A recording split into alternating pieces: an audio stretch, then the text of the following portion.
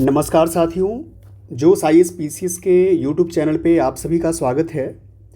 साथियों, आप जैसा कि थंबनेल देख रहे हैं कि आज ख़ास तौर पे डीडी न्यूज़ के माध्यम से यूपीएससी के चेयरमैन साहब ने आकर के कुछ प्रश्नों का जवाब दिया। अब यूँ कहें कि जवाब देने के कड़ी में बहुत स्पष्ट जवाब तो नहीं, लेकिन अपने जो एक औपचारिकता होती है उस औपचारिकता को उन्होंने निभाया।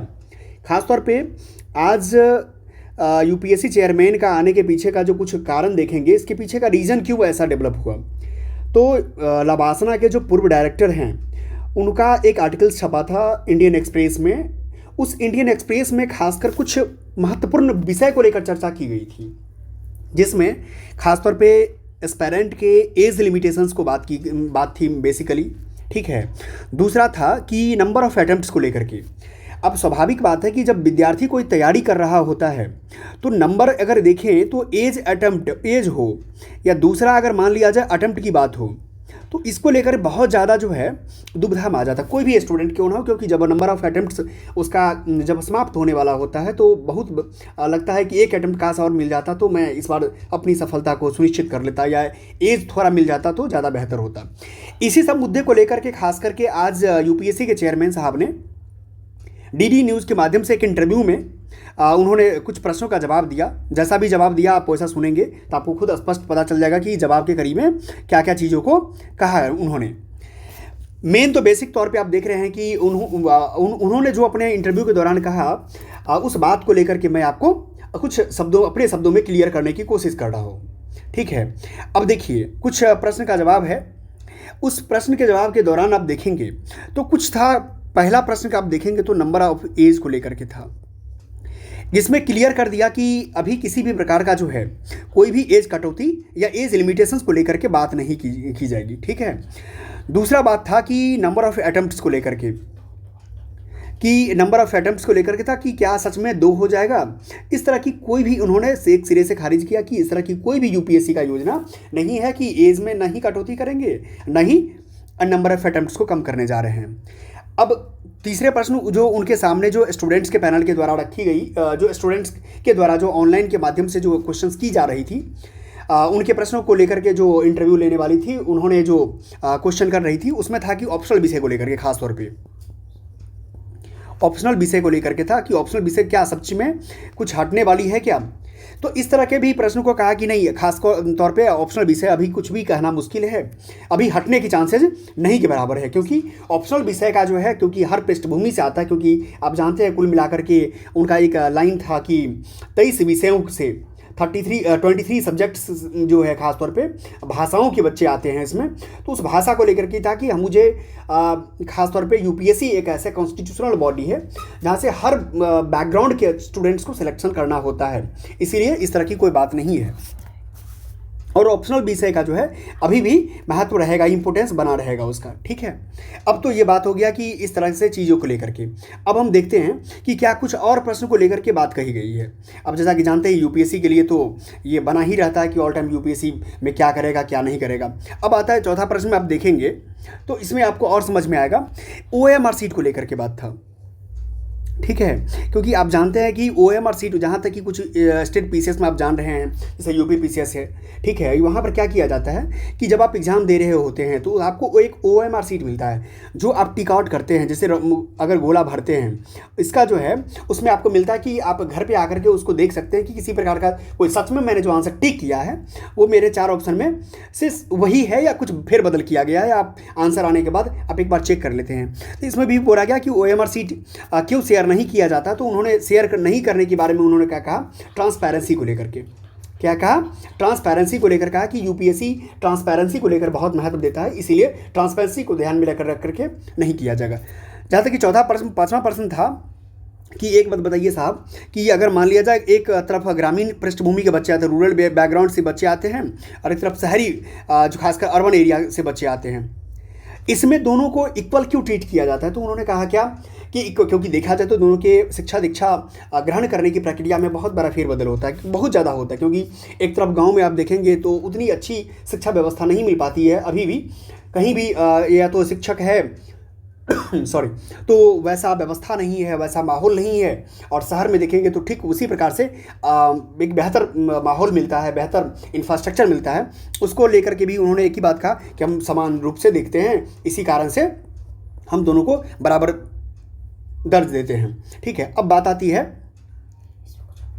तो अब यहाँ पर देखिए, अब एक बात आता है कि यूपीएससी को लेकर के एक बात और जो सबसे बड़ा चीज़ उन्होंने कहा कि मुख्य परीक्षा के कॉपी जांच करने की प्रक्रिया को लेकर के।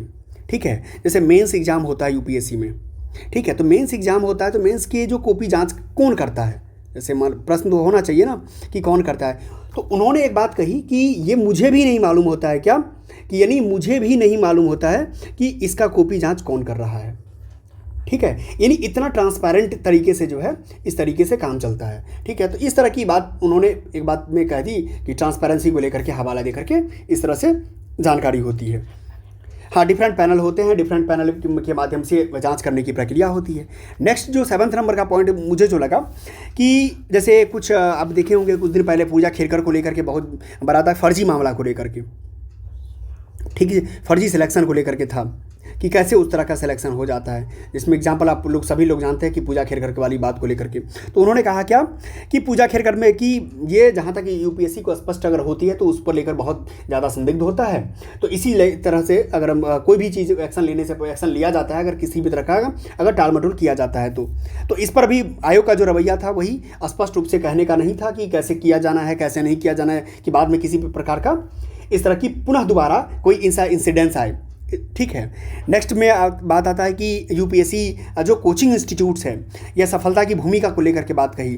तो उन्होंने क्या कहा कि कंसिस्टेंसी को लेकर के बात की कि चाहे कोचिंग हो, ठीक है, कोचिंग हो या सेल्फ स्टडी हो, दोनों में उन्होंने एक बात कहा कि खासकर तौर पे स्टूडेंट को ऐसा नहीं होना चाहिए कि बाद में जब एग्ज़ाम आता है तब आप 2-3 महीना पढ़ करके आप सोचें कि आपकी तैयारी अच्छी हो जाएगी। उन्होंने कंसिस्टेंसी को लेकर के बहुत बात कही कि कंसिस्टेंसी आपके अंदर होनी चाहिए, क्योंकि जब आप पढ़ाई करते हैं तो आपके अंदर सतत प्रक्रिया की चीज़ है कि अगर एक बार असफल, क्योंकि असफलता तो लगी ही रहेगी, आप ऐसा नहीं कह सकते कि आप एक बार एग्जाम देते एक ही बार में सफलता हो जाएगा, लेकिन कुल मिलाकर के कंसिस्टेंसी बनी रहेगी। उन्होंने एक बात को लेकर कही।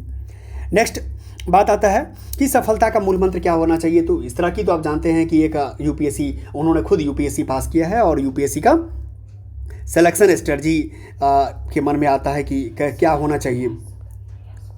ठीक है, सिलेक्शन स्ट्रेटजी, तो उन्होंने एक ही बात कहा कि यूपीएससी, देखिए यूपीएससी एक ऐसी चीज़ है, कॉन्स्टिट्यूशनल बॉडी है, और यूपीएससी को लेकर के जो अगर सच में अगर बात की जाए कि क्या होना चाहिए यूपीएससी सिलेक्शन के लिए, तो सबसे बड़ा चीज़ कहा कि कोई भी सिलेक्शन तभी डिसाइड करता है जब आप सतत तैयारी करते हैं, सतत मतलब कॉन्टीन्यूटी आपके अंदर बनी होती है। ठीक है, सतत प्रक्रिया की चीज़ है, तो इस तरह की बनी होनी चाहिए। कंसिस्टेंसी कुल मिलाकर समझिए ना कि कंसिस्टेंसी की स्टडी की डिमांड करती है यूपीएससी। ठीक है, इसी बात को लेकर के यूपीएससी के चेयरमैन ने इतिहास में खासतौर पे अगर देखा जाए तो जब से ली आयोग के द्वारा जो यूपीएससी का एस्टेब्लिशमेंट हुआ उस दौर से लेकर के आज के वर्तमान दौर में देखिए तो तकरीबन 100 वर्ष के आसपास हो गया है। इस 100 वर्ष के करीब में पहली दफ़ा है कि यूपीएससी, आप देखें गाहे बगाहे आपको देखने को मिलता होगा, खासतौर पर बीपीएससी के चेयरमैन के द्वारा हो या किसी राज्य के चेयरमैन के द्वारा हो, वो इंटरव्यू लेने की प्रक्रिया होती है। ठीक है, वह इंटरव्यू लेते हैं खासतौर पे, खासकर स्टेट पीसीएस का जो चेयरमैन होता है वो इस तरह से अपना मीडिया में आकर के मीडिया बाइट देने का काम करते हैं। ठीक है, मतलब इंटरव्यू देने का काम करते हैं, लेकिन यूपीएससी के ऐसा नहीं था। लेकिन इस बार खासतौर पे आप देखिए तो यूपीएससी का भी चेयरमैन जो है इस तरह का इंटरव्यू देने का काम किया खासतौर पे। इसलिए मैं मानता हूँ कि बेहतर है, होना भी चाहिए इस तरह से। अगर मान लिया जाए आप अगर सोसाइटी में आप या जहाँ रहते हैं, अगर मान लिया जाए कोई भी व्यक्ति अगर स्पष्ट शब्दों में आकर के अपनी बात को रखता है, जो भी योजना को लेकर के हो, या ठीक है किसी हर व्यक्ति का अपना एक लिमिटेशंस होता है, दायरा होता है कि कितना बात बोलना है कितना बात नहीं बोलना, बट कुछ चीज़ों को लेकर के अगर मान लिया जाए इंटरव्यू के माध्यम से अगर आप स्पष्टता क्लियर करते हैं तो मैं मानता हूँ एक अच्छी कदम है। ठीक है, और ये होना भी चाहिए कि इस तरह से चीज़ें अगर पॉजिटिव, मैं मानता हूँ पॉजिटिव की ये एस्पेक्ट्स कह सकते हैं इसको। ठीक है, तो इसी कुल मिलाकर के आप समझिए कि तो इस तरह से अगर मान लिया जाए कि कुल मिला के चलता है तो आप समझ लीजिए कि बेहतर माहौल बनेगा। और इससे होता क्या है ना कि आदमी अपने आप को तैयारी के कड़ी में समय समय के साथ बनते रहता है। तो आप इस तरह से देख सकते हैं कि यूपीएससी का चेयरमैन का जो एक व्यक्ति का होता है जो आकर के अपने स्पष्ट शब्दों में चीज़ों को कहना, समझाना, तो उन्होंने किया, एक अच्छा कदम है।